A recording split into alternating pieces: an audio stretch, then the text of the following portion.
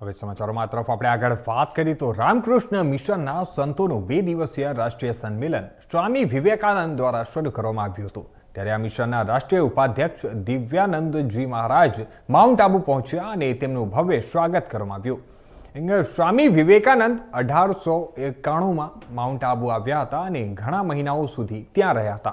તેમણે કોલકાતામાં રામકૃષ્ણ પરમહંસના નામે રામકૃષ્ણ મિશન શરૂ કર્યું હતું, જે તેમના ગુરુ હતા અને આજે દેશભરના લોકો સ્વામી વિવેકાનંદ પાસેથી પ્રેરણા લે છે અને તેમની પૂજા કરે છે।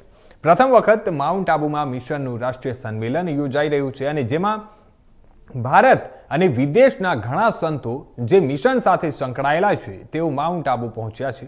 સ્વામી વિવેકાનંદ અને સ્વામી રામકૃષ્ણ પરમહંસની પ્રેરણા તરીકે માતાના હવન યજ્ઞથી કાર્યક્રમની શરૂઆત કરવામાં આવી છે। ત્યારે સ્વામી દિવ્યાનંદ ટૂંક સમયમાં કાર્યક્રમની શરૂઆત કરશે। અમારા સંવાદદાતા અનિલ એરણ રામકૃષ્ણ મિશનના સંતો સાથે ખાસ વાતચીત કરી હતી। एक खास रिपोर्ट जुओ। स्वामी विवेकानंद जी से जुड़ा हुआ है। माउंट आबू में स्वामी विवेकानंद जी 1891 में आए थे। कई समय बिताया था माउंट आबू के अंदर और माउंट आबू का रामकृष्ण मिशन जो है इसका गवाह है। हम बात करना चाहेंगे, आज पूरे देश से जो है साधु संत यहाँ पे रामकृष्ण मिशन के पहुँच रहे हैं। यहाँ पे कई आयोजन होंगे। हम स्वामी जी आप बताइए कि किस प्रकार का स्वामी विवेकानंद जी का माउंट आबू से जुड़ाव था। आज रामकृष्ण मिशन का यहाँ पे कार्यक्रम हो रहा है। स्वामी विवेकानंद जी सब जब पूरा भारत परिभ्रमण कर रहे थे उस समय माउंट आबू में आके एक गुफा में स्वामी जी रह रहे थे। उस समय में खेतरी के राजा अजीत सिंह जी जो स्वामी जी के बाद में बहुत सहायता किए थे, तो उन्होंने यहाँ पर विराजमान थे। तो राजा से स्वामी विवेकानंद जी के संपर्क हुआ। इसके बाद स्वामी जी खेतरी में गए। तो ये स्वामी विवेकानंद जी के साथ जुड़ा हुआ है। स्वामी जी का जो गुरु भाई ब्रह्मानंद जी महाराज, तुरानंद जी महाराज और भी गुरु भाई लोग यहाँ आके तपस्या किए हैं माउंट आबू में। तो माउंट आबू में हमारे एक प्राचीन साधु जपानंद जी महाराज भी यहाँ पर तपस्या करते थे। वो तपस्या का जो जगह है उस जगह को अभी रामकृष्ण मिशन इसको डेवलप करेंगे। इसलिए आज जो कार्यक्रम हो रहा है हमारे उपाध्यक्ष महाराज रामकृष्ण मठ मिशन में माउंट आबू में पधारे चुके हैं, तो उनके हाथ से इसका नींव रखा जाएगा। इसलिए आज हवन हो रहा है। इसके साथ सभी संत लोग को जो माउंट आबू में है विभिन्न आश्रमों में उनको भी यहाँ पर भंडारा है और सभी भक्तों लोग यहाँ पर आएंगे, उन्होंने भी प्रसाद ग्रहण करेंगे। ये कार्यक्रम ऐसा है आज का। आज स्वामी विवेकानंद जी कहीं न कहीं देश की विभूति रहे। माउंट आबू से उनका जुड़ाव रहा है। अब कहीं न कहीं माउंट आबू में विवेकानंद गार्डन भी है। तो क्या कहना चाहेंगे, आप यहाँ पे विराजमान हैं? यहाँ आकर के विवेकानंद जी 3.5 महीना यहाँ रुके हुए थे, तो इसलिए यहाँ के साथ उनका तो बहुत अच्छा संबंध है। इस आश्रम के साथ, इस जगह के साथ वो यहाँ गुफा में भी साधना किए हैं। यहाँ वो किशनगढ़ हाउस में भी रहे हैं और यहाँ वो खेतली हाउस में भी रहे हैं और 3.5 मास रह करके यहीं वो खेतली राजा के साथ खेतली में चले गए थे और वहाँ से फिर खेतली राजा ने उनको अमेरिका वगैरह जाने की व्यवस्था की। फिर अभी बाद में जपानंद जी महाराज आके माता जी के शिष्य स्वामी माँ शारदा देवी के शिष्य जपानंद जी यहाँ आके ये कुटिया यहाँ बनाए थे और वहाँ वो रहते थे। उसके बाद मैं यहाँ बाद में आकर के मैं भी यहाँ अभी 40 साल से रह रहा हूँ, लेकिन यहाँ किसी कारण से इस आश्रम को हम लोग डेवलप नहीं कर पाए थे। कंस्ट्रक्शन भी बंद था। अभी हम लोग ठीक किया है कि रामकृष्ण मिशन के तरफ से इसको डेवलप करेंगे और इसमें कुछ जैसा ये होगा स्थिति के अनुसार वैसा हम सेवा काम यहाँ पर जो सेवा काम रामकृष्ण मिशन कर रहे हैं हर जगह में, हर आश्रम में ऐसे ही, क्योंकि हमारा रामकृष्ण मिशन का जो मोटो है आत्मन मोक्षार्थम जगत हिताय च। आपने आत्मा को मुक्ति के लिए साधन और उसके साथ साथ जन को हित के लिए काम करना। तो हमारे ये आश्रम से हम जनहित का काम भी शुरू करेंगे। आज से जनहित का काम शुरू होगा, क्योंकि स्वामी विवेकानंद की पूरी यादें माउंट आबू के साथ में जुड़ी है। उन्होंने जो यहाँ पे समय बिताया, कहीं न कहीं माउंट आबू का अब इस मिशन के इस क्षेत्र का विकास होगा, जनहित के कार्य होंगे। कैमरा पर्सन सुनील आचार्य के साथ अनिल एरन, इंडिया न्यूज़, माउंट आबू से। હવે આ સમાચાર પર વધુ વિગતવાર વાત કરવા માટે અમારી સાથે જોડાઈ ગયા છે हमारा संवाददाता अनिल एरन। जी अनिल, सबसे पहले हम बात करते हैं अभी वहाँ पर किस प्रकार से क्या माहौल है, क्योंकि ये जो पूरा कार्यक्रम हो रहा है वहाँ पर कई देश विदेश से संत लोग वहाँ पर पहुँच चुके हैं, तो इसके बीच में भी वहाँ पर क्या माहौल देखने को मिल रहा है? जिस प्रकार से हम बताएं किशन की माउंट आबू जो है स्वामी विवेकानंद की एक स्थली मानी जाती है, क्योंकि 1891 में वे माउंट आबू आए थे। हम स्वामी विवेकानंद गार्डन भी है यहाँ पे। जिस प्रकार से अब केंद्र सरकार, राज्य सरकार, नगर पालिका माउंट आबू ने जिस प्रकार से ये निर्णय लिया है कि माउंट आबू का विकास अब इस गार्डन का किया जाएगा, उसी प्रकार से रामकृष्ण मिशन जो बनाया था वो स्वामी विवेकानंद ने बनाया था। और जिस प्रकार से स्वामी विवेकानंद जो है माउंट आबू में रहे थे, यह अब राज्य सरकार और केंद्र सरकार ने सोचा है कि इस गार्डन को एक स्मारक के रूप में डेवलप किया जाएगा।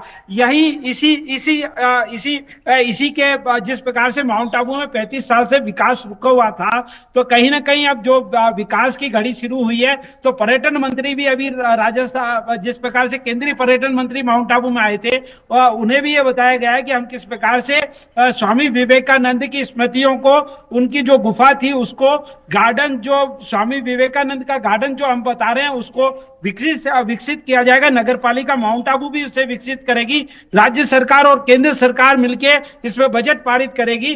तो जिस प्रकार का रामकृष्ण मिशन है, स्वामी विवेकानंद का जो आश्रम था माउंट आबू का, जो रामकृष्ण मिशन आश्रम है, उसका भी अब विकास किया जाएगा। और उसके लिए पूरे देश के जो राष्ट्रीय उपाध्यक्ष हैं वो माउंट आबू आए और उन्होंने इस प्रकार से आज इस प्रकार का 2 दिन का कार्यक्रम चल रहा है और वहां पे एक पूरा जो स्वामी विवेकानंद की जीवनी है उस पर लाइब्रेरी रहेगी और पूरा विकास किया जाएगा। यही निर्णय लेने के लिए आज उसका शुभारंभ किया गया, उसका शिलान्यास किया गया स्वामी दिव्यानंद जी ने। और कहीं ना कहीं अब माउंट आबू में स्वामी विवेकानंद के नाम पे पहचाना जाएगा। और जिस प्रकार से माउंट आबू में मुख्यतः गुजरात और अन्य राज्यों से पर्यटक आते हैं, देश विदेश से पर्यटक आते हैं, उन्हें एक पहचान मिलेगी कि जिस प्रकार से 33 कोटि देवी देवताओं का वास कहा जाता है माउंट आबू, उसी प्रकार से माउंट आबू को जो है एक नई पहचान मिलेगी स्वामी विवेकानंद की। और कहीं ना कहीं जिस प्रकार से यह पूरा स्थान है वो स्वामी विवेकानंद के नाम पे भी जाना जाएगा। जी किशन। अनिल, अभी जिस हिसाब से देखा जा रहा है कि गुजरात में खास करके बात करते हैं कि दिवाली के बाद जब नए साल की शुरुआत होती है तो गुजरात से काफी पर्यटक जो है वो माउंट आबू में आते हैं घूमने के लिए। और इस ऐसे टाइम पे हम बताएं कि हम पीछे बता रहे हैं कि माउंट आबू का नक्की झील है, यहाँ पे इसके किनारे ही स्वामी विवेकानंद पार्क बनेगा। तो हम बता रहे हैं कि किस प्रकार से पर्यटकों की भीड़ है। अभी जिस प्रकार से 15 दिन बीत गए, उसके बावजूद भी माउंट आबू के अंदर जो है पर्यटकों की भीड़ दिखाई दे रही है। तो कहीं ना कहीं पर्यटकों का जो मनोरंजन है वो माउंट आबू में लगातार रहता है और गुजरात के पर्यटक जो हैं लगातार आते हैं माउंट आबू। तो हम जिस प्रकार से माउंट आबू का माहौल है और माउंट आबू पर्यटकों की नगरी है, एक तीर्थ नगरी है और 33 कोटि देवी देवताओं का वास कहा जाता है। तो माउंट आबू जो पर्यटन स्थल है वो कहीं ना कहीं हम यहाँ पे नगर पालिका के जो है पूर्व नगर पालिका अध्यक्ष रहे हैं, उनसे बात करना चाहेंगे कि किस प्रकार से माउंट आबू एक पर्यटन नगरी है और स्वामी विवेकानंद का जो गार्डन बनेगा, उद्यान बनेगा, कहीं ना कहीं एक नई पहचान मिलेगी। बिल्कुल, माउंट आबू के अंदर विवेकानंद जी का एक आत्मीयता के साथ साथ आध्यात्मिक लगाव भी रहा है। कहते हैं कि जब शिकागो गए थे विवेकानंद जी तो माउंट आबू से ही उनको खेतड़ी महाराज जी ने उनकी मुलाकात हुई थी माउंट आबू में और यहाँ से ही किशनगढ़ लेके गए थे। और माउंट आबू के अंदर जिस गुफा के अंदर उन्होंने तपस्या की थी, अभी जिस गार्डन में मैं खड़ा हूँ मेरे पीछे देख सकते हैं, ये नक्की झील के एक तट के कोने, नक्की झील के किनारे पे बसा हुआ एक गार्डन है जिसका नाम विवेकानंद पार्क है। इस विवेकानंद पार्क पे ये पूरा का पूरा जो नक्की का राउंड है जो पूरा पेडेस्ट्रल रोड है उसके ऊपर वो भ्रमण करते थे, और इस स्थान के ऊपर, इस चट्टान के ऊपर जो पीछे जो विवेकानंद जी की मूर्ति लगी हुई है, इसके ऊपर बैठ के वो आध्यात्मिक करते थे और शाम को और सुबह बैठते थे। और अभी इसकी विकास की दृष्टि से बात करें तो केंद्रीय मंत्री भी माउंट आबू आए थे, और हमारे जो केंद्रीय लॉ मिनिस्टर है अर्जुन राम मेघवाल जी, उन्होंने भी इस मैटर को टेकअप किया है कि माउंट आबू से जुड़ी हुई विवेकानंद जी की जो यादें हैं उसको कैसे जीवित रखा जाए, लोगों तक कैसे पहुंचाया जाए। उस कड़ी के अंदर रामकृष्ण मिशन का जो यहाँ पे मुख्यालय है, जो यहाँ पे कार्यालय है, उसके अंदर भी आज कलकत्ता से भारी संख्या के अंदर उनके अनुयायी आए थे। उन्होंने आज हवन किया है, उनके लोगों की आज मीटिंग हुई है कि विवेकानंद जी को किस तरह, क्योंकि विवेकानंद जी एक आदर्श युवाओं का एक आदर्श आइकन है, उसको माउंट आबू का अगर लगाव रहता है तो माउंट आबू के पर्यटन को तो बढ़ावा मिलेगा ही मिलेगा, और एक आने वाली युवा पीढ़ी को, जिसको हम कहते हैं आइकॉन के युवाओं का, अगर किसी को कहते हैं कि विवेकानंद जी के आदर्शों पे चलते हैं तो उसके लिए माउंट आबू का पर्यटन भी बढ़ेगा। जिस प्रकार से ये थे सुनील आचार्य बता रहे थे कि किस प्रकार से हम विकसित करने जा रहे हैं माउंट आबू के स्वामी विवेकानंद, जिस प्रकार से चंपा गुफा में वे रुके थे, रामकृष्ण मिशन का आश्रम माउंट आबू के अंदर है, और कहीं ना कहीं नक्की लेक के किनारे अगर स्वामी ने विवेकानंद का अगर स्मारक बनेगा तो कहीं ना कहीं माउंट आबू में पर्यटन भी बढ़ेगा, क्योंकि मुख्यतः 75 से 80% जो यहाँ पे पर्यटक आते हैं वो गुजरात से आते हैं। आए दिन पर्यटकों की यहाँ पे संख्या की बढ़ोतरी जो होती है वो गुजरात से होती है, तो कहीं ना कहीं माउंट आबू की ये जो एक नई पहचान बनेगी स्वामी विवेकानंद के नाम पे, क्योंकि 33 कोटि देवी देवताओं का वास रहा है माउंट आबू, जहां पे भगवान राम ने भी चारों भाइयों के साथ में वशिष्ठ आश्रम में शिक्षा प्राप्त की थी। तो कहीं ना कहीं माउंट आबू की बहुत महत्वता है। किशन जी अनिल, हम बात करते हैं कि जिस हिसाब से माउंट आबू जो है वो प्राकृतिक सौंदर्य के लिए बहुत ज्यादा जाना जाता है, क्योंकि प्राकृतिक सौंदर्य को देखते हुए लोग आते हैं। और अब एक और चीज इसमें जो जुड़ने जा रहा है कि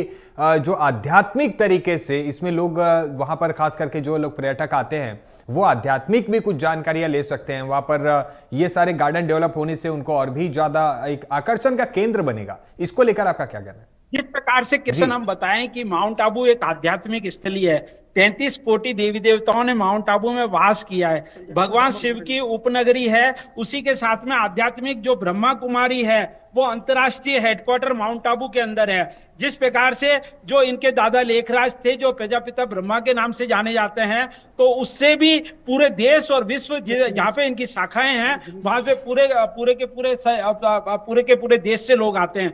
यहाँ पे कहीं ना कहीं रजनीश जो हैं वो माउंट आबू में सालों तपस्या करके गए, उनके कैंप चलते थे, शिविर चलते थे। तो इस प्रकार से माउंट आबू जो है माता अर्बुदा का भी स्थान है, शक्तिपीठ है, जहां पे शिव के अंगूठे की विश्व में एक ही जगह पूजा होती है, वो है माउंट आबू। तो कहीं ना कहीं आध्यात्मिक दृष्टि से भी माउंट आबू को काफी महत्वपूर्ण माना जाता है। जी किशन जी, धन्यवाद अनिल हमारे साथ जुड़ने के लिए और ये तमाम